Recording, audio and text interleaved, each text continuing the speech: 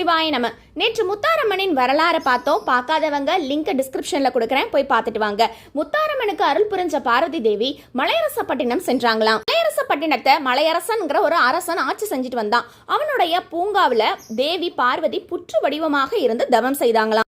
புற்று தோன்றியதை பார்த்து அங்க இருக்கிற மீனவ காவலாளி அதற்கு குங்குமம் மஞ்சள் வைத்து வணங்கினானா.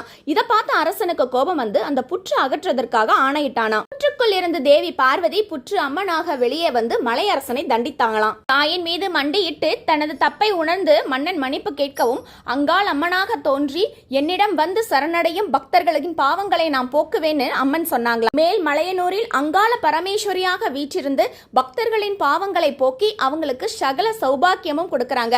அது மட்டும் இல்ல, இங்க இருக்கக்கூடிய அங்காள பரமேஸ்வரி தேவிய சிவபெருமானே வந்து சந்தித்தமையும் அப்படமாக இருந்து மேல் மலையனூரில் அங்காள பரமேஸ்வரி வீற்றிருந்து அருள் செய்கிறாள்.